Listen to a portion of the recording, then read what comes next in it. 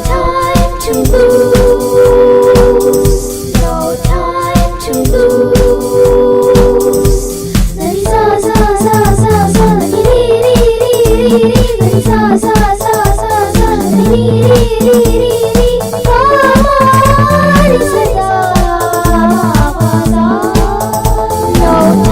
time to lose.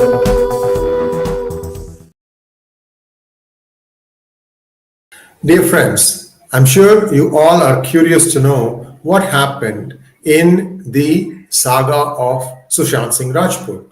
Well, I thought, why not write a fictional book about what happened in those times and where things are and how that case can be solved very, very quickly. Well, there is a lot of information packed in this new book of mine, book 1 of my mystery series, and the title is Who Killed SSR? Sandeep Singh Rajput. You will be able to relate to the characters just as you have done in any of my other books. So I'm just going to kind of walk you through first chapter today as we start this new process. What I'd like to do is to do, 1, 2, 3, 4, 5. I'm going to try and read some chapters, I think almost on a daily basis, so you guys get hooked into this story, and you can tell me maybe after 8 or 10 chapters if you would like me to continue or you would like to just go ahead and buy the book. Of course, I would like you to buy the book, but if you would like me to continue, I have no problems or qualms continuing. This will form a new playlist so somebody can actually listen, and I'm creating an audio book on the go. And it's going to be free, at least for now. And I don't want us to, get disconnect stopped. Well, you can send in your comments as to what you think. Let's listen to the first 10 chapters and then we take it from there. How about that? 1 chapter a day, 1 chapter at a time. All right. So, who killed Sandeep Singh Rajput? A genius whose life was snuffed by greed, jealousy, and deception.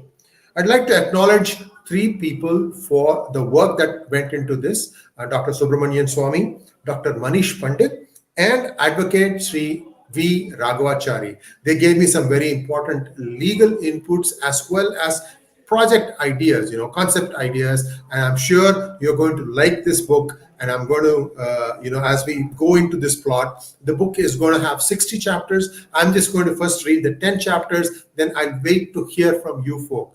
All right, here we go. Chapter 1. Mumbai was being Mumbai.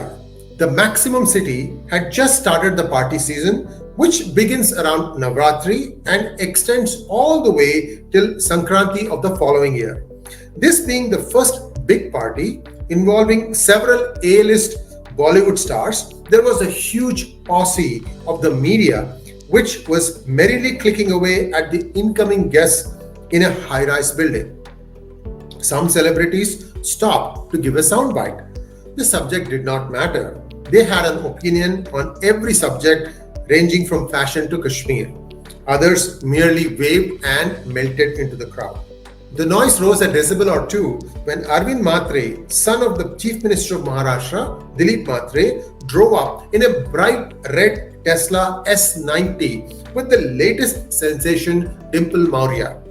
Even as the press parted to let the car in, they closed ranks and started clicking away as the ever so gentlemanly Arvind stepped out, got around the car, and opened the door for the lady. There was a surge as the photographers tried to capture a glimpse of the ample skin that was on display as Dimple stepped out stylishly. She was wearing a matching red color micro skirt and a tight-fitting shirt with a plunging neckline. It was a full 5 minutes before Arvind could extricate Dimple from the clutches of the salivating Fourth Estate. The time was pushing 10 p.m. and the party was just getting started. As is the norm with parties, there was an abundance of drugs, booze, and flesh going around. Despite Dimple hanging on to his arm for the most part, Arvind's roving eye was taking in all the other celebrities who had shown up. After a while, Arvind was high. He saw Shalini Rawat, the manager of upcoming actor 𝙒𝙑𝙤𝙀 Rajput, in earnest conversation with her client in what looked like business. The two seemed to have agreed on something, and he watched out of the corner of his eye Sandeep looking to leave the party. Strange, he thought. Sandeep did not touch anything and is about to leave. Arvind was now homing in on Shalini. Go and mix around. I will see you in half an hour, he told Dimple, even as he started moving towards Shalini. Surprised and somewhat taken aback, Dimple shrugged and turned around to see if she could spot a familiar face. Shalini and Sandeep had indeed been busy discussing business. She had told the actor that a leading soft drinks manufacturing company had offered an annual fee of rupees 23 crores. It would be a 2-year contract if Sandeep were to endorse their product. The actor said, Shalini, you know I'm against aerated drinks. They are not good for health and I'm a health freak. How can I promote this brand? Please say no to them. Think it over, Sandeep. It is too good an offer to decline. Anyway, I have another offer for you. Have you heard of 𝙒𝙗𝙗? Oh, the latest sensation in sportswear? Yes, they want you to endorse their entire range of sportswear, but they are only offering rupees 14 crores for a year. I will accept. Fine, Shalini said, relieved that the ever so selective actor had said yes to something. I have to tell you something, Sandeep said. 𝙒𝙗𝙗𝘅 Shah called me the other day. The producer? Yes. You remember the new project he is planning? A film on the warrior Rana Pratap? He had sounded you out. Oh, of course, I recall. But that was 4 months ago. Nothing happened after that. Well, he wants me to play the lead role. He'll be meeting me in a couple of days with the script. His director will also be there. Please don't decline. I don't want to, and I hope the script is good. Just as Shalini starts saying bye, Sandeep stopped her. One more thing. Did you hear from the Bangalore company doing the prior art search for my new Glubber idea? Oh, thanks for asking. Yes, they did send a few citations, which I forwarded to your patent attorney in the United States, and he said that he's almost done drafting the application. He will be couriering it to you in a day or two. It will come to your home address.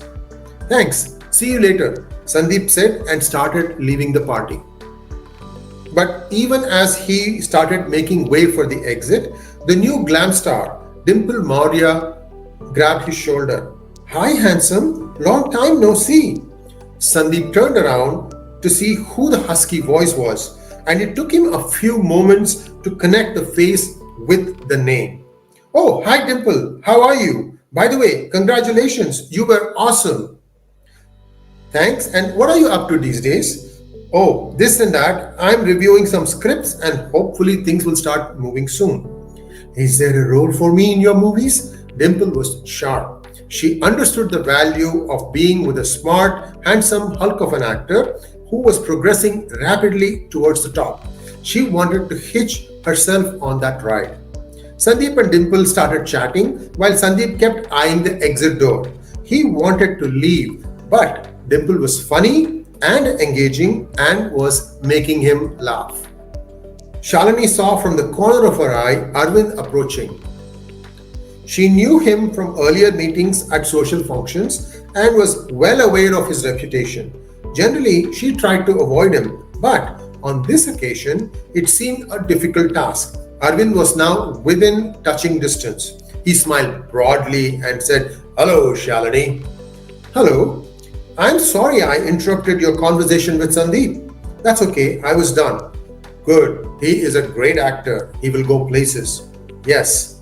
Arvind lowered his voice and began to converse. People had begun to move in and out of the 14th floor room. The party was at its peak. Shalini and he had retired to an adjoining enclosed space overlooking the balcony. The music was loud and demeaning, and people were shouting over one another to be heard. Suddenly, nearly a half an hour later, there was huge commotion with people, including some security men, who manned the gates of the building's entrance and exit, rushing into the room. They had heard a thud on the ground and found to their horror that a woman, nearly naked, had landed on the floor. She was in a pool of blood, dead. Everyone rushed out. The dead woman was Shalini. The police were called in. People were now talking in hushed tones. The partying was over.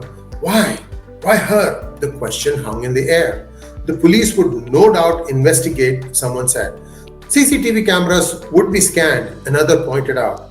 Should not be too difficult to identify the culprit, yet another suggested. A voice said, I saw her with Arvind walking in the side room next to the balcony. So what? Another remarked. I saw her with Sandeep as well.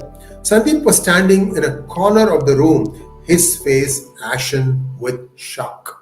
That ends the first chapter, and please let me know what you thought of it. And this is just the first among the 10 chapters that I'm going to read, 1 through 10. And you can tell me if you liked it. Please send in by way of comments what you think. And this is a very intriguing story with a few twisted plots, and I want you to stay in and stay tuned in. Thanks for watching. Please like, share, and subscribe to our channel. And don't forget to click on the bell button for notifications. Namaskar.